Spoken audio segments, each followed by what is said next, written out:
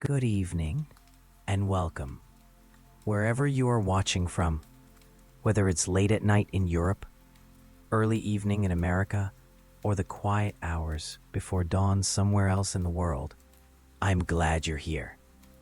Tonight, allow yourself to slow down.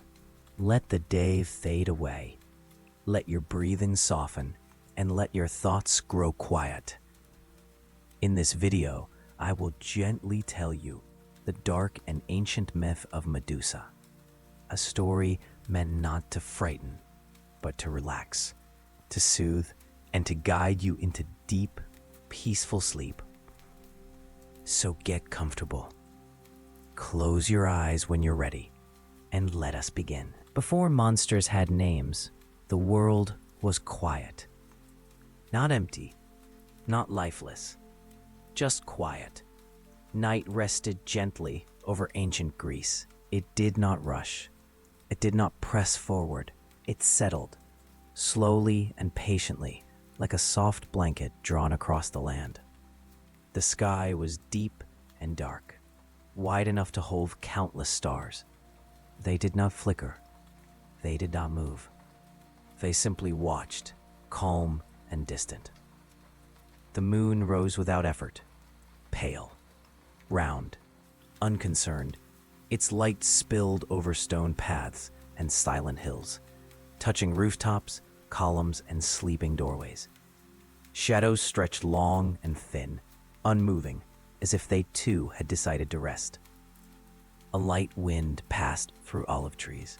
Leaves brushed against one another with a sound so faint it barely existed. A sound meant more to be felt than heard. The air was cool, steady, safe. This was a time when nothing felt urgent. People slept deeply. Fishermen lay still after long days at sea. Their hands, rough from rope and salt, finally relaxed. Merchants dreamed beside empty stalls. Children breathed slowly, wrapped in woven blankets, unaware of the world beyond their sleep. Even the temples were at rest. Stone steps held the warmth of the day. Marble floors reflected faint moonlight. Oil lamps had been dimmed or extinguished, leaving behind a soft scent of smoke. Inside these sacred places, silence lived comfortably. It did not echo. It did not feel lonely. It felt full. Here, silence meant order. Here, silence meant safety. People believed in these places. They believed that stone raised in devotion could protect them, that vows spoken softly were heard, that rules followed faithfully were enough to keep harm away. Stories of terror belonged to distant myths, to heroes and beasts that lived far beyond the edges of real life. Monsters existed only in tales told around fires, never in quiet rooms meant for prayer. No one feared becoming one. The world still believed that beauty was a blessing, that devotion was rewarded, that innocence remained untouched if it stayed within the lines drawn by gods and tradition. Night continued its slow passing. An owl called once from far away, then fell silent again. Somewhere, water moves gently against stone. Time felt suspended, stretched thin, as if it had decided to wait. This was the hour before dawn. The hour people trusted the most. Darkness had already spent its strength, and light was expected soon. Fears loosened during this time. Thoughts softened. Even grief felt distant. It was easy to believe nothing could go wrong. And yet, fate does not arrive loudly. It does not announce itself. It does not ask permission. It waits. Far from busy streets and echoing voices, something unseen had already begun to turn.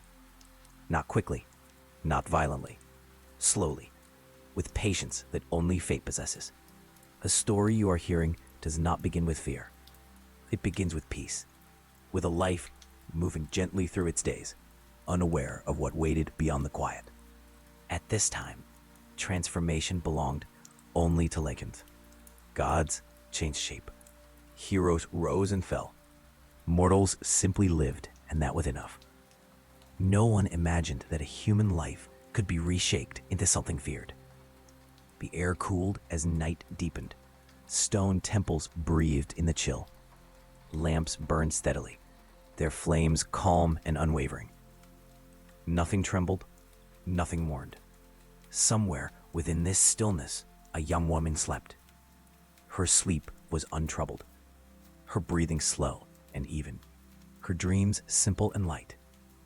She did not know her name would one day be spoken with dread. She did not know her story would survive long after her humanity was forgotten. She only knew the comfort of rest. This is not a story meant to wake you. It is meant to move slowly, like drifting through dark water, where nothing pulls and nothing chases. A story where horror does not shout, but waits, where tragedy arrives quietly, wrapped in the familiar. As you listen, allow the world around you to fade. Let the ancient night return. Let the steady calm of a time before monsters settle your thoughts. Because every monster begins somewhere, and this one began here.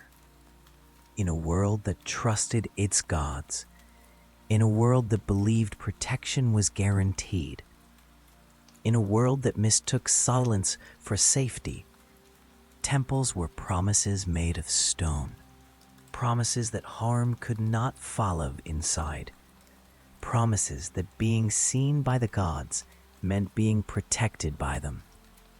No one questioned those promises.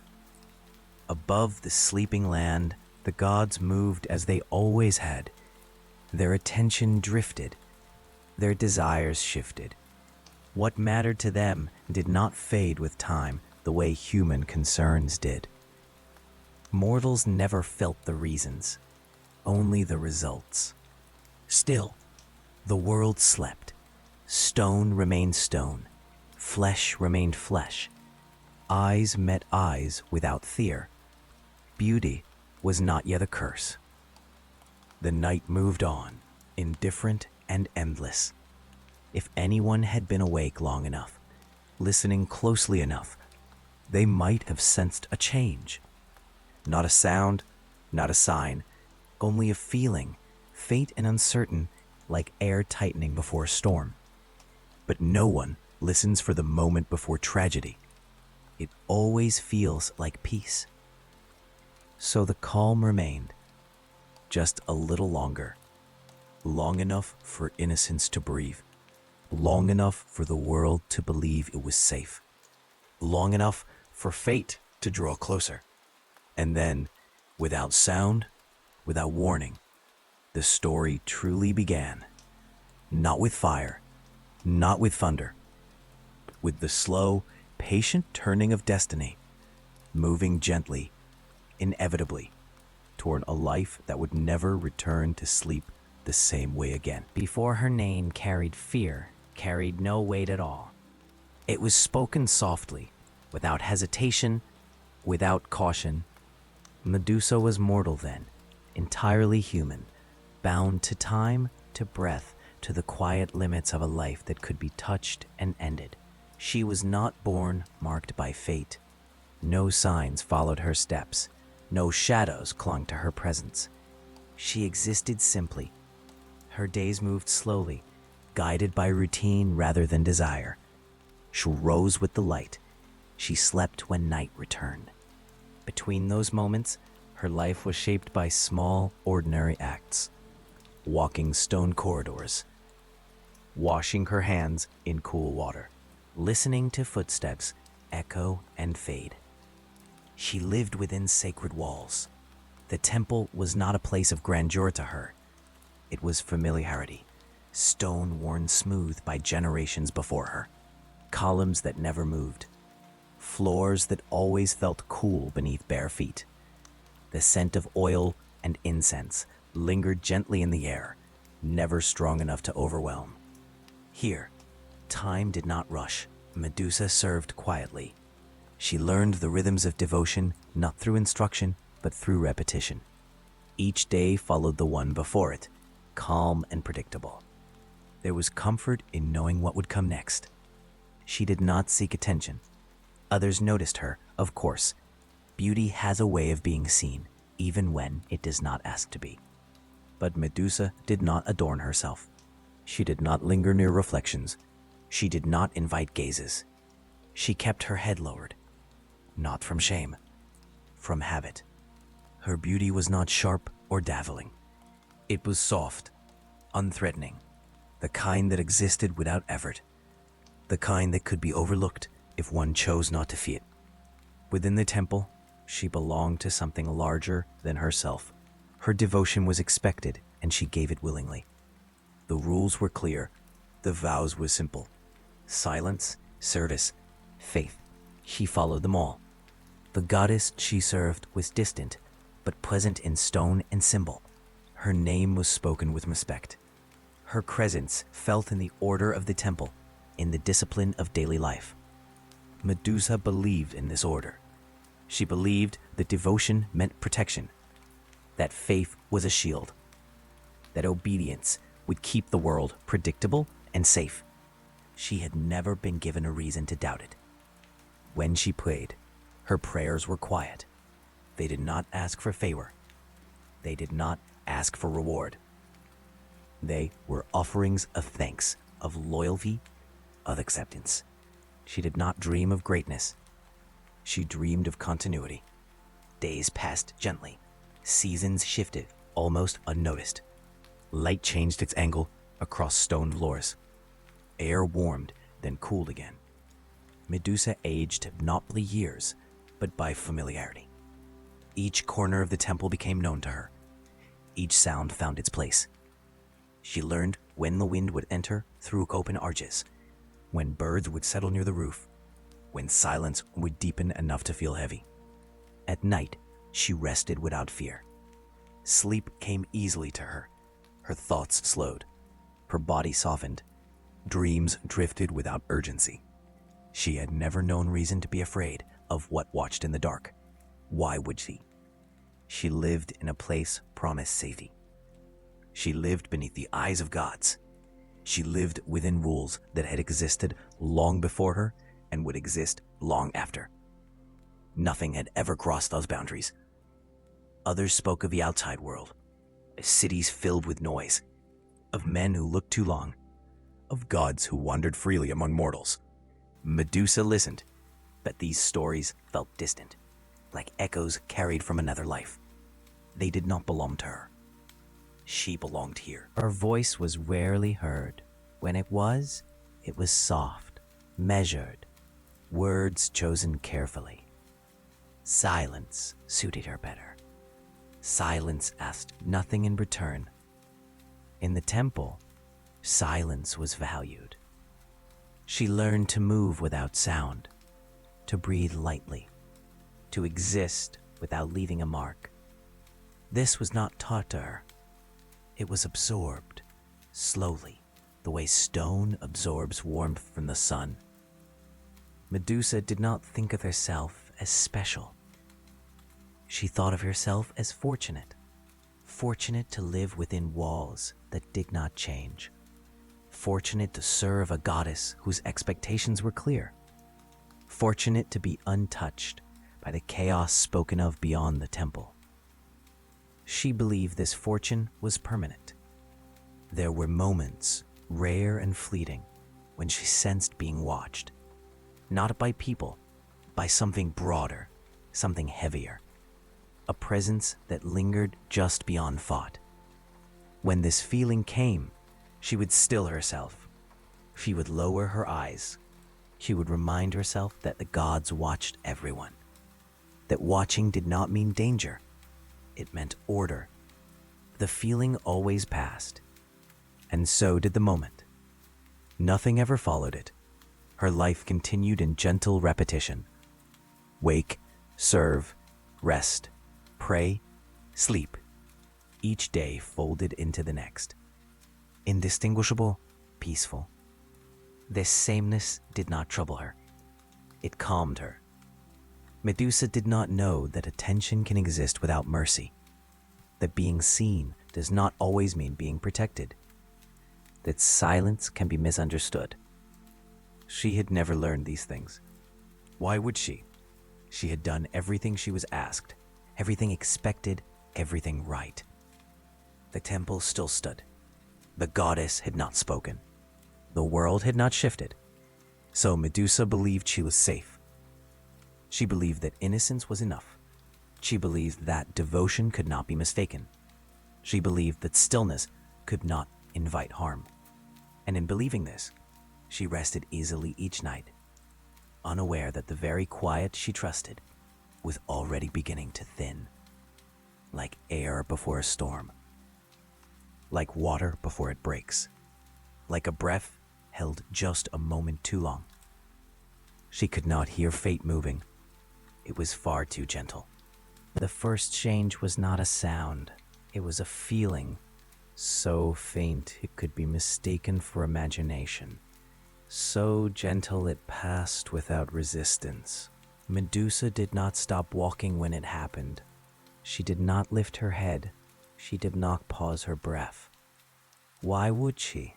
Nothing had ever followed such moments before. And yet something had begun to notice her. Not in the way mortals notice one another. Not with curiosity or care. This attention was broader, heavier, like pressure beneath the surface of water, invisible but present all the same.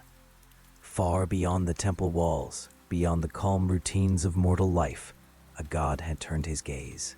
Poseidon did not move quietly through the world. He never had. Where he traveled, waters shifted, winds adjusted. Shores remembered his passing long after he was gone. But attention does not always announce itself. Sometimes it lingers. Poseidon had seen countless mortals. Their lives were brief, their devotion predictable. Most passed through his awareness like foam on the tide, noticed only for a moment before dissolving back into the vastness of the world. Medusa did not dissolve. There was nothing deliberate in his first glance. No intent, no plan, only awareness brushing against something still, something unguarded, something that did not look back. Stillness has a way of standing out to those who never know it. The god lingered longer than necessary. Not because she called to him. She did not. Not because she moved differently. She did not. But because she remained unchanged beneath his gaze. She did not react. This unsettled him. Poseidon was accustomed to response, to fear, to awe, to desire reflected back at him. Mortals trembled, seas parted, cities bent themselves around his moods. Medusa continued her day. Stone corridors echoed softly beneath her steps. Water cooled her hands. Incense smoke curled upward, indifferent to gods and mortals alike. Her breathing remained slow, even. She did not know she was being watched. That ignorance made her visible. The god returned his attention again and then again, each time lingering slightly longer, each time pressing closer, like a tide testing the shore. Medusa felt nothing she could name. Occasionally the air felt heavier. Occasionally silence seemed to thicken around her. These sensations came and went without consequence. She dismissed them as changes in weather, in mood, in thought. She trusted the world too deeply to question it. Poseidon did not understand this trust. To him, the world was something to be shaped, claimed, disturbed. Calm did not exist without his permission. Stillness was not safety. It was opportunity. And yet, even he moved carefully at first. Gods are patient when they want something. Days passed, then more days. The watching continued, quietly, without witnesses, without intervention from those who might have noticed. The temple remained unchanged. The goddess did not speak. The rules did not bend. Medusa's life continued its gentle repetition. She felt watched more often now. The sensation brushed against her thoughts like a memory she could not place. She never turned to look, not because she was afraid, but because there was no reason to. The gods watched everyone. This was what she had been taught. What she had never been taught was that watching can mean many things. Poseidon's presence grew closer, heavier, not physically, not yet. It pressed against the edges of the sacred space, testing boundaries that had never needed to defend themselves before. Temples were built on belief as much as stone, and belief can be misunderstood.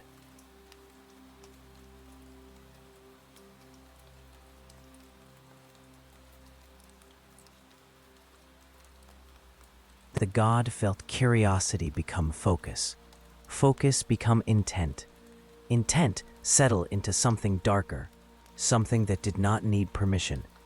Medusa felt none of this. She continued her duties.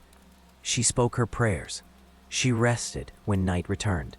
Her sleep remained deep, though her dreams grew quieter, less formed, as if something were listening even there. She woke without memory of them. Outside, the sea shifted. Waves touched the shore more often than before. Winds changed direction without warning. Fishermen felt unease they could not explain. But none of this reached the temple walls. Stone stood firm. Promises remained unchallenged. Poseidon drew nearer. Not with footsteps, not with sound, but with intention. Divine attention does not need to be seen to be dangerous. It is enough that it exists. Medusa sensed something once more. A pause, a wait, a presence lingering too long to be coincidence. This time, she hesitated, only for a moment. Her hand rested against cool stone. She lowered her head, as she always did. She reminds herself of the rules, of the vows, of the safety promised within these walls. The feeling passed, or seemed to. Gods are rarely challenged by silence. They mistake it for consent. Poseidon's awareness slipped fully into the sacred space. Boundaries blurred. The distinction between outside and inside softened. What had been distant now felt close enough to breathe beside. Still, nothing happened. Not yet. The danger lay not in action, but in certainty. In the god's belief that he could enter any space, that devotion did not apply to him. That sacred ground was sacred only to mortals. Medusa moved through the temple, unaware that the calm around her had begun to fracture. She trusted what had always protected her. She trusted silence. She trusted stillness. She trusted the gods. The sea god watched, and waiting, like the tide before it turns, he gathered his intent, quietly, patiently, without mercy. Night came the way it always came, slowly, softly, without edges. The last light of day faded from the columns outside. The air cooled. The stone floors released the warmth they had been holding. Somewhere beyond the temple walls, the world settled into its usual sleep. Doors closed. Voices disappeared. Animals quieted, and the distant sea became only a low, constant breath. Inside the temple, the rituals of evening were simple. A lamp was lowered, a wick was pinched, a bowl was rinsed clean. Medusa moved through these tasks with the same calm care she always carried. Nothing in her body suggested worry. Nothing in her mind insisted on danger. She had lived too long inside these walls to imagine that tonight could be different from any other night, and yet the air felt thicker. Not heavy in an obvious way, not sharp, just slightly changed, like a room after someone has entered and said nothing. Medusa noticed it, and then let the noticing pass. She told herself it was the weather, a shift in temperature. Small things have many explanations. When the temple had been quieted, she walked toward the inner rooms where the priestesses slept. Her steps were light. The sound of them faded quickly, swallowed by the vast calm of stone. Her hand brushed the column as she passed, feeling its cool smoothness, and she breathed out slowly, the way she did when she wanted her thoughts to soften. This place had always been safe. That belief was not a thought. It was a foundation. She could name every sound the temple made at night. The small creak of cooling wood, the soft settling of dust, the distant drip of water in a basin left too full. These sounds had always soothed her because they were familiar, and familiarity felt like protection. Tonight they seemed farther away, as if the temple itself were holding its breath. Even her own heartbeat sounded louder than it should, a quiet drum in a place meant for peace. She told herself it would pass, the way everything passed. In the far hall, the main sanctuary waited behind tall doors. Even when closed, it felt present, like a held breath. Medusa had been taught to respect it, to move gently near it, to treat it as more than a room. It was a promise, a boundary. She paused near the doorway, as she always paused. Habit, reverence, a quiet acknowledgement of the goddess, whose name was carried in the temple stone. She lowered her head. She stood still. She listened to the silence. And in that silence, something listened back. The feeling of being watched returned, clearer than before. It did not feel like a mortal gaze. There was no warmth in it, no hesitation. It was wide. It was confident. It carried the careless certainty of power. Medusa's chest tightened slightly. Not panic, not fear. Something smaller, a question without words. She remained still, hoping the sensation would fade the way it always had. It did not fade. The air shifted, as if a door had opened somewhere far away. A breath of salt reached her, out of place inside the temple's incense-scented calm. It was faint, but unmistakable, like sea mist carried into a place where the sea did not belong. Medusa lifted her eyes just a little. The hall was dim, lit only by a few surviving lamps. Shadows rested along the walls. The temple looked the same as always. Stone, columns, quiet. And yet she knew she was not alone. She took a step backward, measured and careful, as if sudden movement might break something fragile. Her hand found the cool wall beside her. The stone steadied her. She whispered a prayer, small, instinctive, half-formed. A familiar phrase, like a child calling out in the dark to remember she is not alone. No answer came. The watching presence grew nearer, not with footsteps, not with sound. With certainty, Medusa's body understood before her mind could. Her breath shortened. Her shoulders drew inward slightly, like a person bracing against wind.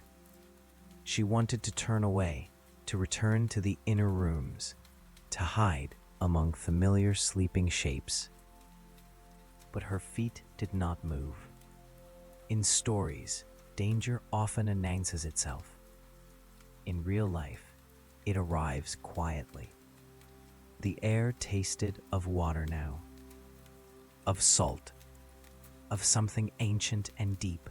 It filled the hall, crowding out the softer sense of oil and smoke. A lamp flame flickered uncertain, as if the air around it had changed. Medusa swallowed slowly.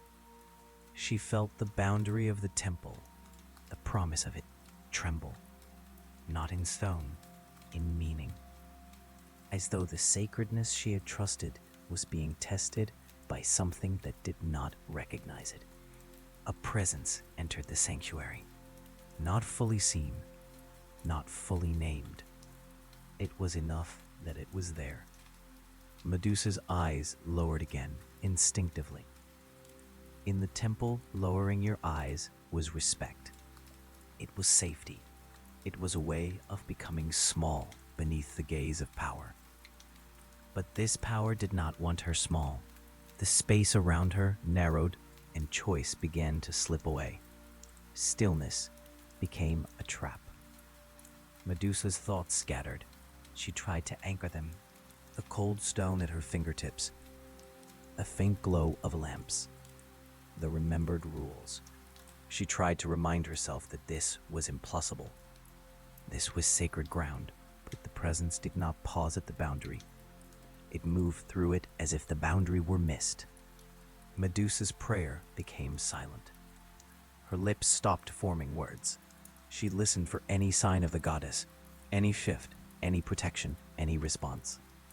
There was only silence, and the sea-scented air. In the dimness, she saw movement like a shadow crossing water. She saw the suggestion of a form, and then the loss of it again. The temple did not shake. No thunder struck.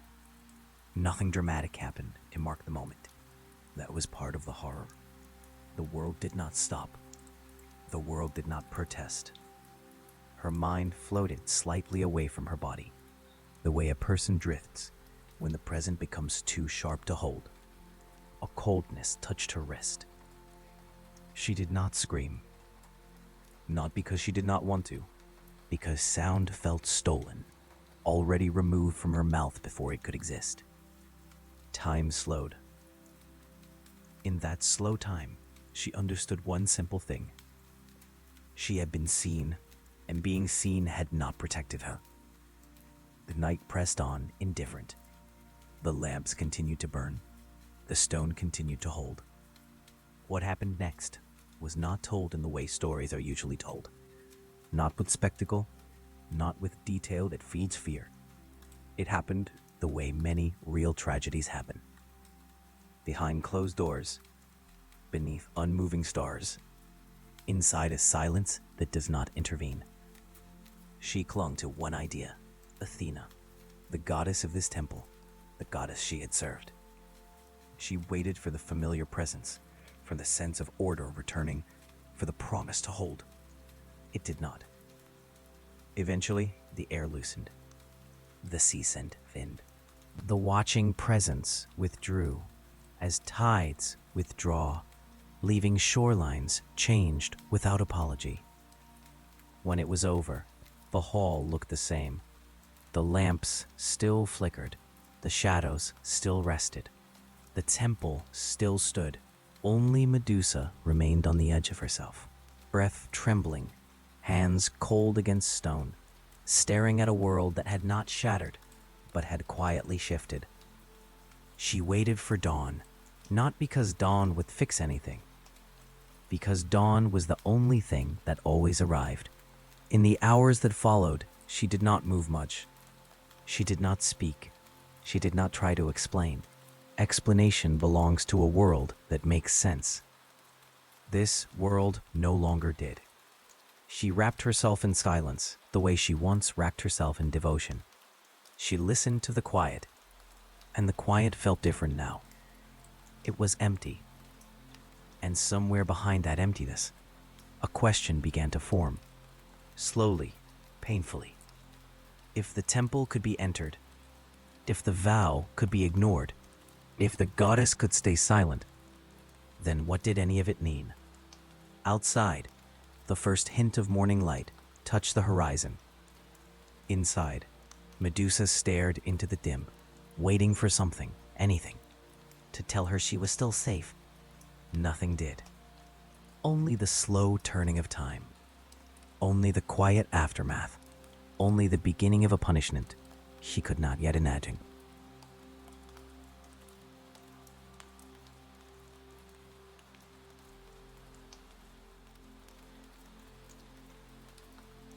Morning arrived without kindness.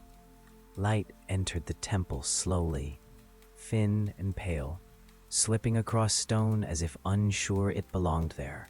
Shadows retreated only a little, clinging to corners and columns. The air felt cooler than it should have, heavier than the nights before. Medusa did not rise with the light. She remained where she was, wrapped in stillness, her body present, her thoughts distant. Time passed around her without asking permission. Lamps were unlit, footsteps were not heard.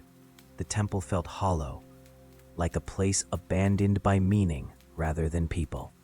When she finally moved, it was careful, measured, as if sudden motion might shatter something already cracked. She washed her hands. The water was cold, clear, familiar. It should have grounded her. Instead, it felt unreal, as though it belonged to another life. She watched it run over her skin and disappear, carrying nothing away. She waited for a sign, for an explanation, for the world to correct itself. None came. The silence thickened, settling into her bones. It no longer felt protective. It felt observant, expectant. Then the air shifted. Not like the night before. This change was sharper, cleaner, It carried no scent of salt or sea. It felt like stone and thought and distance. A presence filled the temple, precise and unyielding. Athena did not arrive with noise. She never needed to. Her presence was order itself, a certainty that pressed outward, aligning space and meaning around it. Medusa felt it instantly.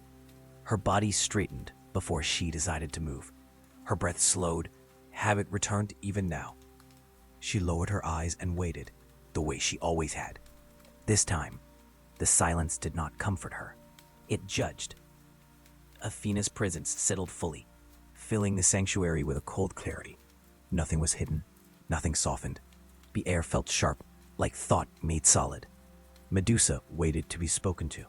She waited to be asked. She waited to be heard. Instead, judgment arrived, fully formed. There was no question of what had happened. No interest in how, no space made for explanation or fear or pain. The goddess did not look back into the night. She looked only at what remained. And what remained, to her eyes, was transgression. The temple had been entered. The sacred space had been violated. And someone had been present when it happened. Responsibility settled where power found it easiest to place. Athena's attention rested on Medusa. It was not anger that filled the air.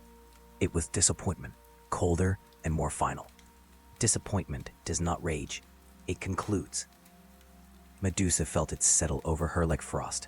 She wanted to speak. Words gathered in her chest, slow and uncertain. She wanted to say she had done nothing, that she had remained still, that she had trusted the walls and the vows and the goddess herself. But devotion had never required explanation before, and now explanation was not wanted. Athena's presence tightened. The punishment did not come as a threat. It came as a decision. The air pressed inward, shaping itself around Medusa's body. She felt heat bloom at her scalp, sharp and unfamiliar. Her breath caught, not in pain, but in confusion. Something was changing. Her hair stirred, though there was no wind. It lifted slightly, as if pulled by unseen hands. The strange weight spread along her head, followed by movement that did not belong. She raised her hands instinctively, fingers trembling, and felt something shift beneath them. Not strands, not softness, something alive. Her breath left her in a quiet rush. A transformation moved slowly, deliberately, as if meant to be understood. Scales brushed against her skin, cool, smooth, countless. The sensation was overwhelming, not violent, but undeniable. Her hair became serpents. They coiled and settled, each movement precise, purposeful, foreign. Their presence pressed against her thoughts, filling her awareness with unfamiliar rhythms. She did not scream. Her voice felt too small for what was happening. The change did not stop there. Her vision sharpened painfully. Light cut deeper. Shapes hardened at the edges.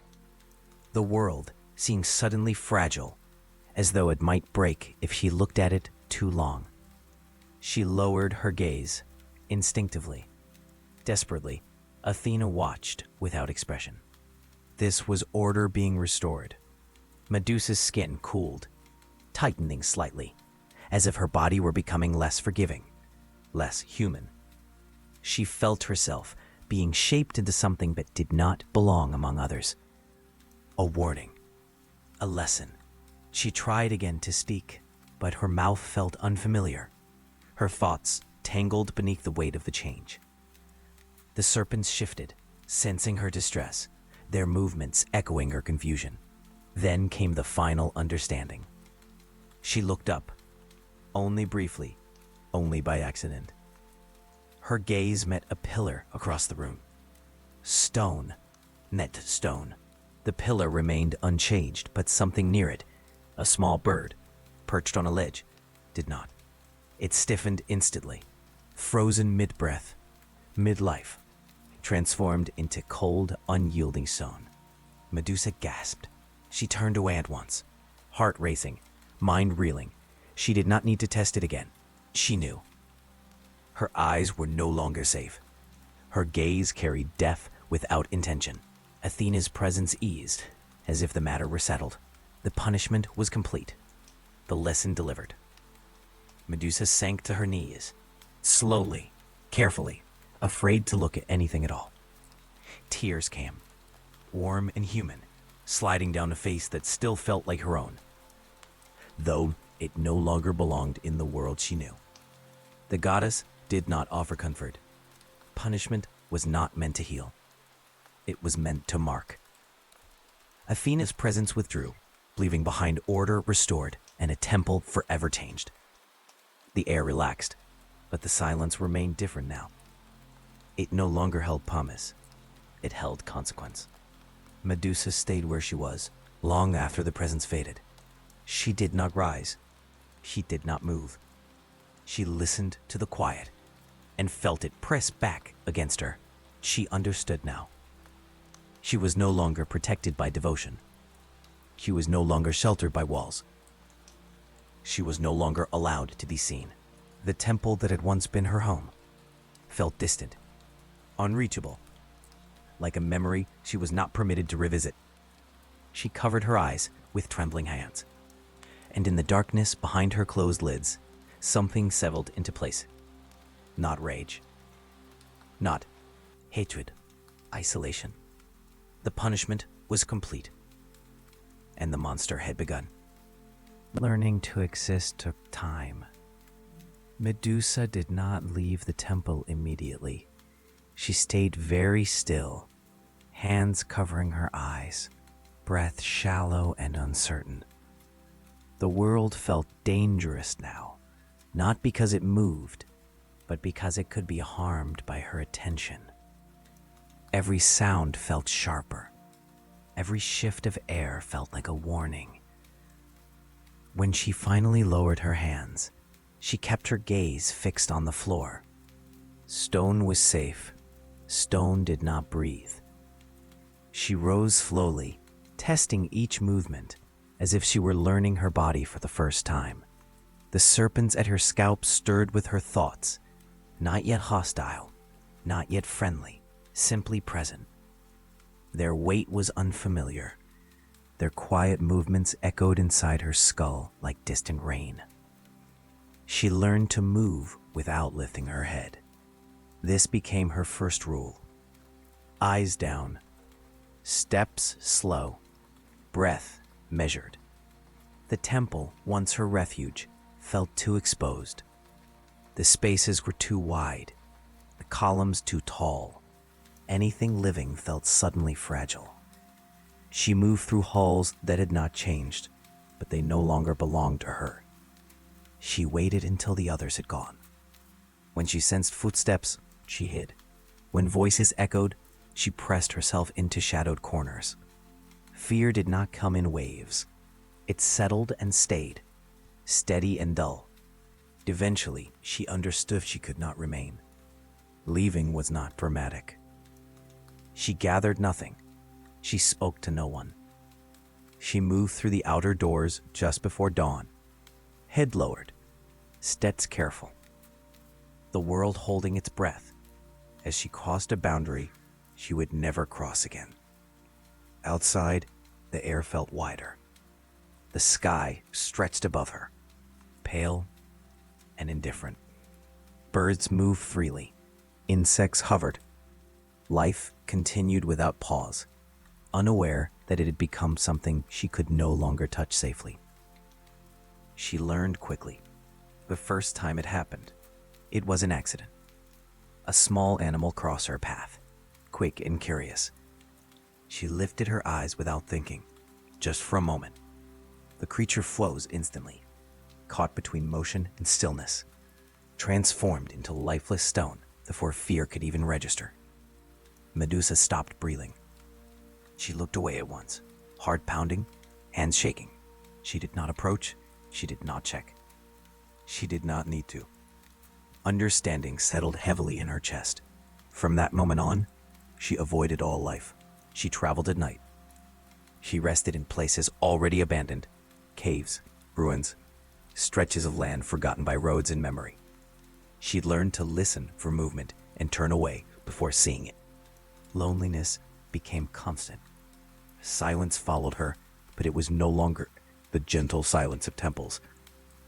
It was empty and wide, filled with echoes of her own steps. Time stretched without structure. Days blurred. Nights deepened. She began to feel less human. Not in her thoughts, in her habits. She stopped thinking of herself as someone who might return. She thought only in terms of distance and avoidance, where she could go without being seen, where she could rest without causing harm. The serpents became familiar. They responded to her moods, calming when she calmed, shifting when her thoughts grew restless. She did not name them. Naming felt like attachment, and attachment felt dangerous. Food became simple, sparse, whatever could be taken without encounter. Water from streams she approached carefully, eyes fixed on reflections rather than the world beyond. Even her reflection felt wrong. She avoided still pools, avoided polished stone, avoided anything that might show her what she had become. When she did glimpse herself by accident, the shock was quiet but deep, like recognizing a stranger who knows all your thoughts. Fear changed shape. It was no longer fear of what might happen to her. It was fear of what she might do. Statues began to appear behind her, marking places she had passed too close to life. A shepherd caught mid-step. A traveler frozen in surprise. Faces she never allowed herself to study. She did not look back. Grief arrived slowly, dulled by repetition. She mourned not only those she harmed, but the self that could no longer exist. The simple ease of meeting another gaze, the comfort of being seen without consequence. She learned restraint. She learned control. But control did not mean safety. Sleep grew shallow. Dreams fractured. When she rested, she dreamed of stone gardens and unmoving faces, of voices trapped behind sealed mouths. She woke often, unsure where she was, afraid to open her eyes. Over time, stories began to spread. She did not hear them at first. Rumors travel faster than people, and fear travels fastest of all. By the time whispers reached the edges of her awareness, her name had already begun to change. Monster, Gorgon, Curse.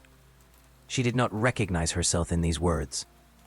She knew only that the world had decided what she was, and it no longer mattered what she had been.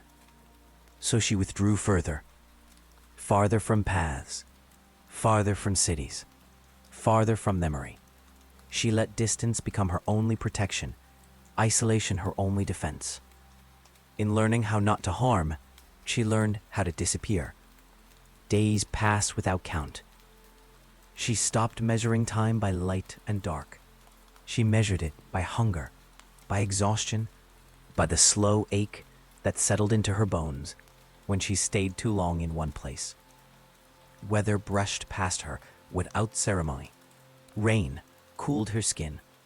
Wind carried unfamiliar scents she learned to avoid. The land itself seemed unsure of her. Animals fled before she saw them. Plants bent and rustled, reacting to movements she tried to keep soft. Even insects seemed to hesitate near her shadow, as if the world sensed danger before she did.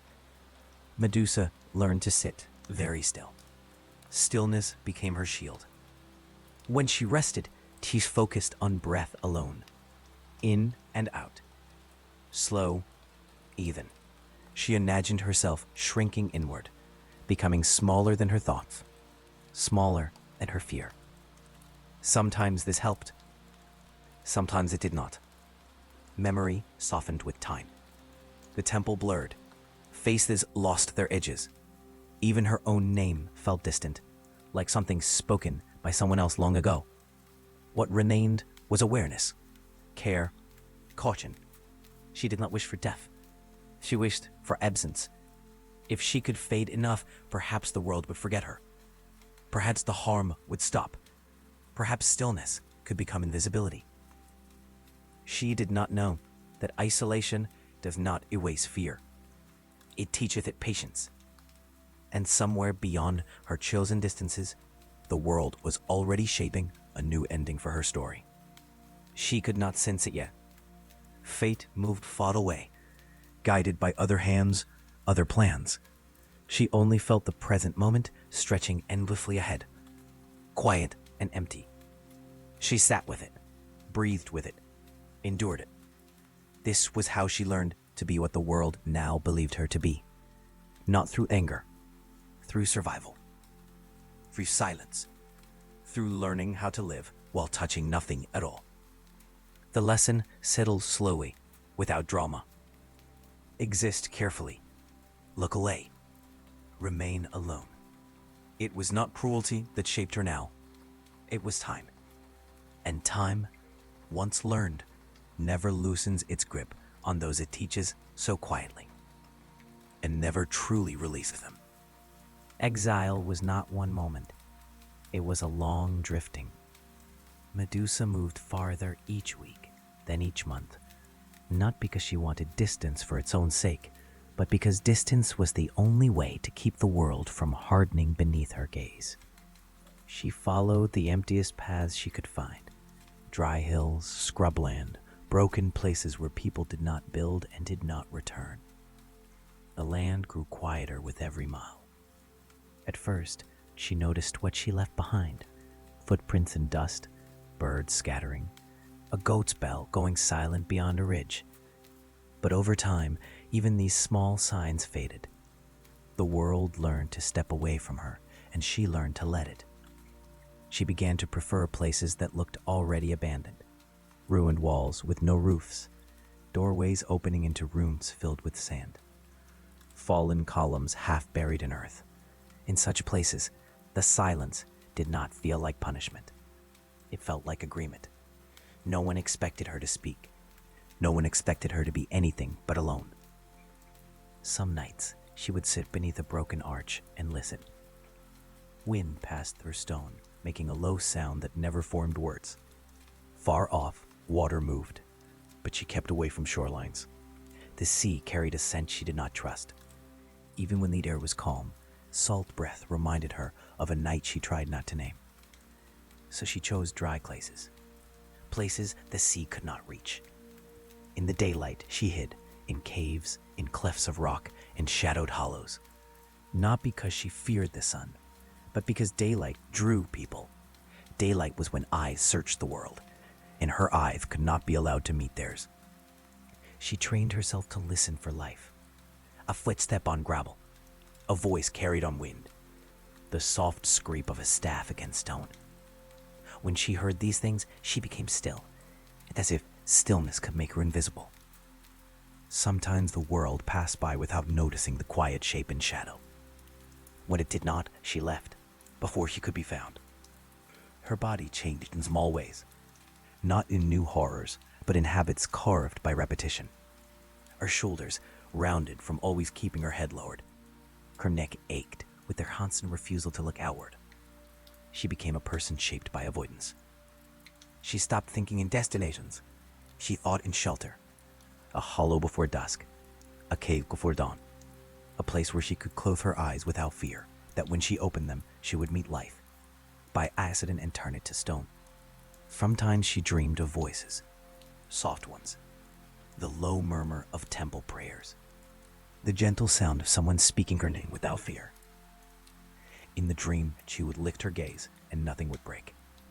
Then she would wake, and the dream would crumble, leaving only the familiar weight of caution. Loneliness did not always hurt sharply. Often it was dull, like a cold stone held in the chest. She spoke to no one, but sometimes she whispered anyway. A sentence meant only for the air. Her voice sounded strange in open space, as if the world had no place for it. Stone did.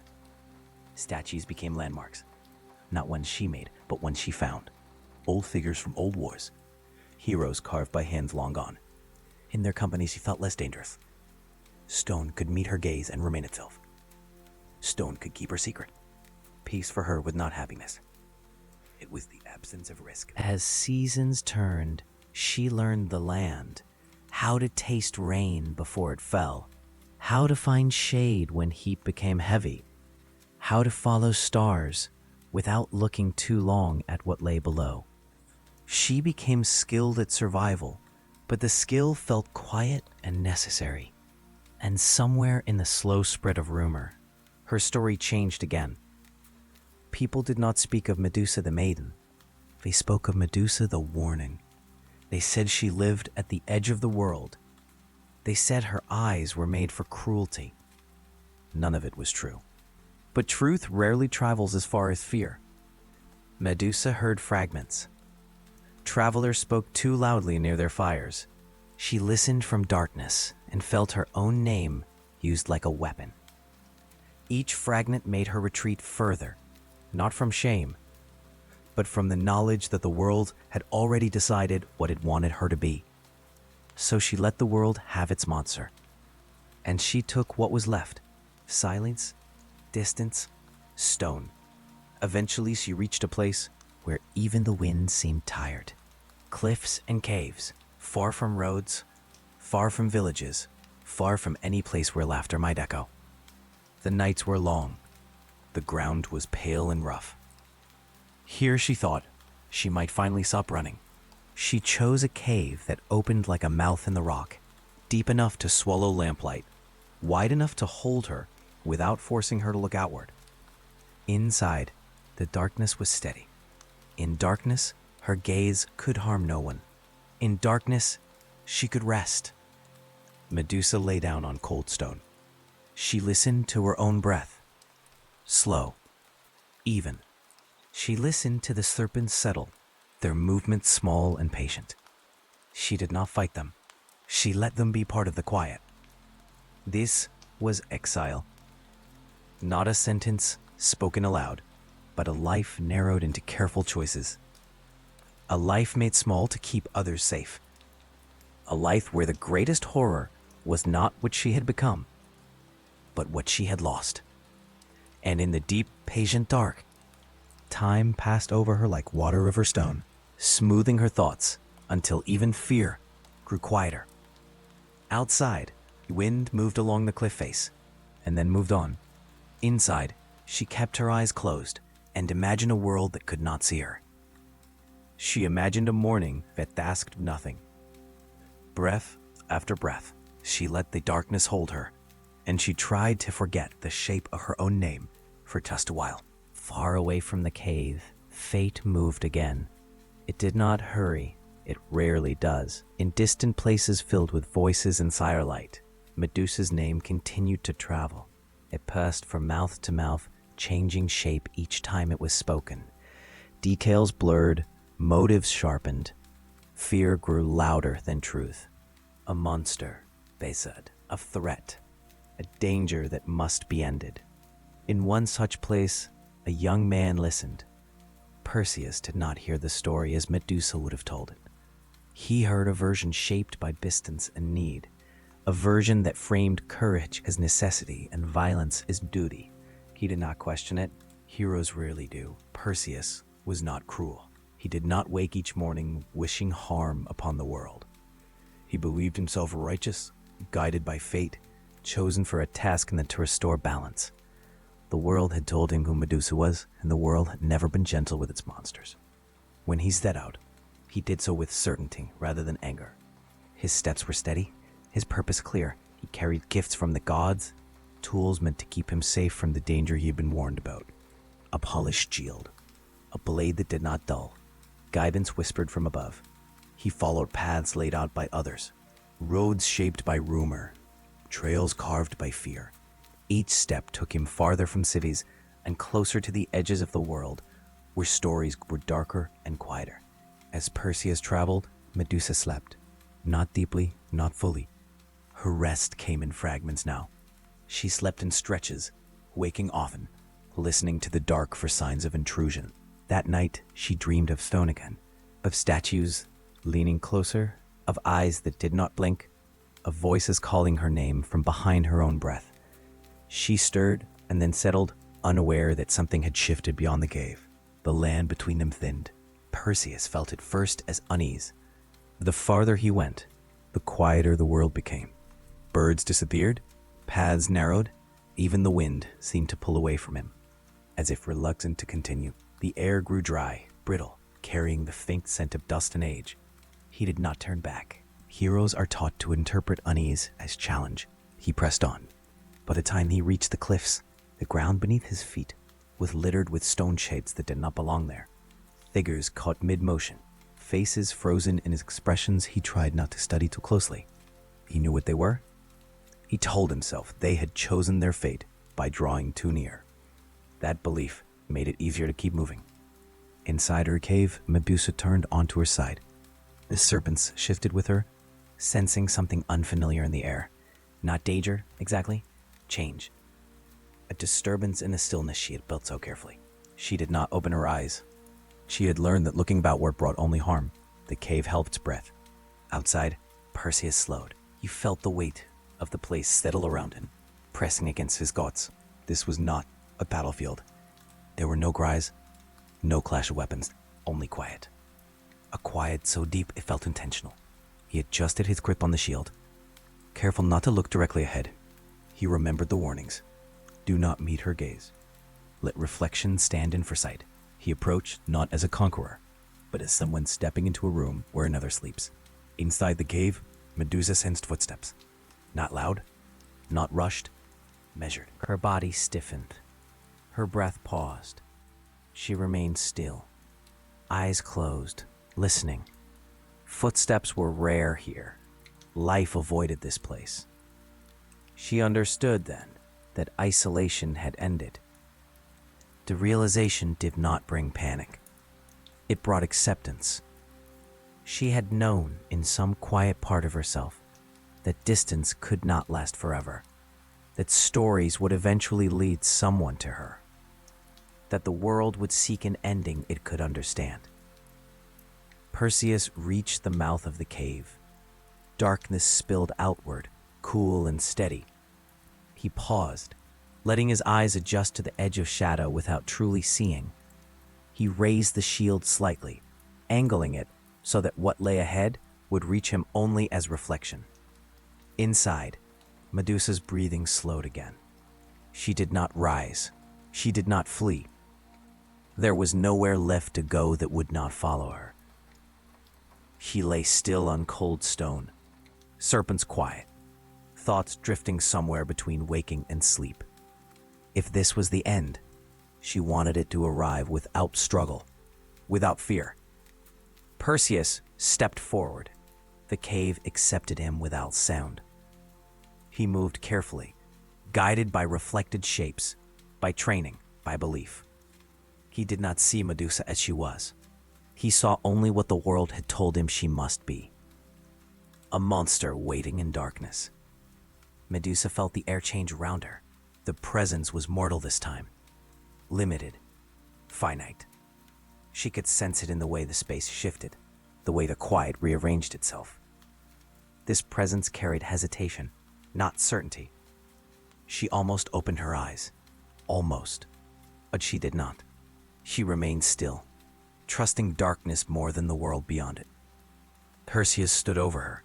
For a moment, the world balanced on a fragile edge. A sleeping figure, a raised blade, a story nearing its end. Neither of them spoke. Neither of them truly saw the other. Above them, the gods watched in silence, and the night held its breath, waiting for the final movement that would turn tragedy into legend, and a woman into nothing more than a head carried away from the dark. The moment did not announce itself. It arrived the way sleep arrives, quietly, without asking, slipping in between breaths. Medusa lay still on the cold stone floor, her body heavy with rest, her thoughts drifting somewhere far from the cave, far from the world that had named her monster. Her eyes remained closed. Darkness, at least, had never betrayed her.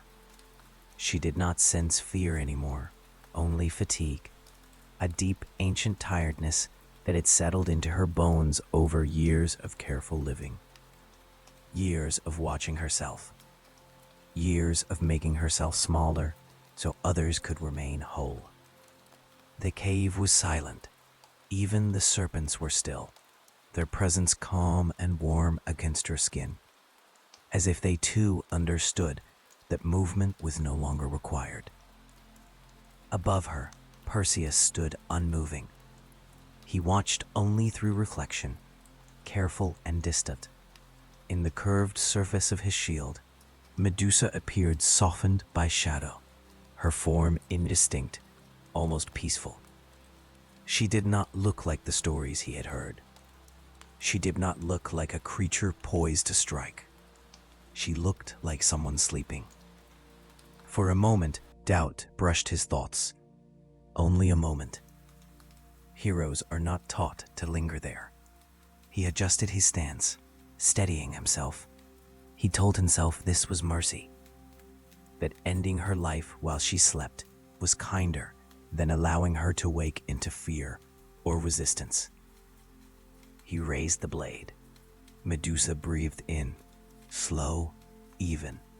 She dreamed then, not of stone, not of fear, but of quiet water and open sky, of a time when her name meant nothing more than herself, of walking through the temple halls without lowering her head. In the dream, nothing broke. The blade fell cleanly. There was no struggle, no cry, no sound loud enough to disturb the cave. Life left her the way it had arrived, without ceremony, without explanation. One breath did not return, and that was all. The serpent stilled completely. The air shifted, releasing a tension it had been holding for far too long. Somewhere outside, the wind resumed its movement along the cliffs, in different endings.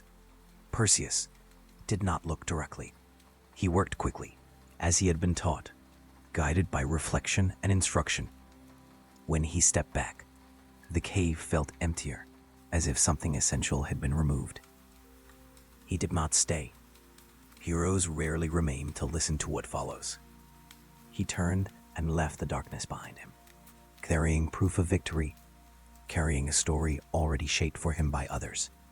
Inside the cave, Medusa no longer breathed.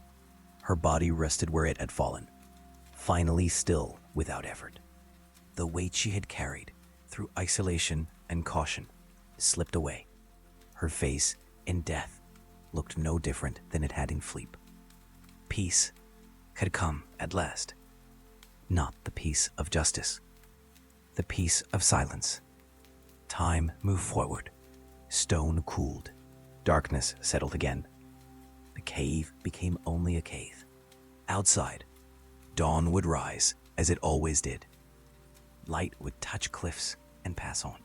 The world would continue, untroubled by the quiet ending of a life it had already decided to fear. Medusa's story did not end here, but Medusa did. In that final sleep, free from watching eyes and careful restraint, she rested more deeply than she ever had in life. No longer a warning, no longer a punishment, no longer a monster. Just silence, just rest, just the quiet conclusion of a woman who had spent too long trying not to be seen. When the monster was gone, the world did not change. Stone figures still stood where life had once moved. Stories still traveled faster than truth.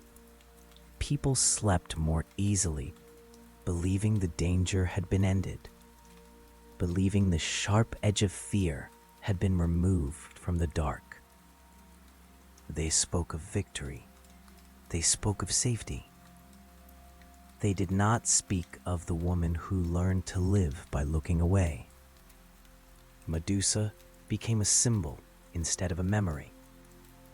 Her name was used to warn, to frighten, to explain what happens when the world decides someone must carry its fear. The quiet parts of her story were forgotten first. The silence she endured, the care she learned, the harm she tried so carefully not to cause. In time, even the statues became ordinary.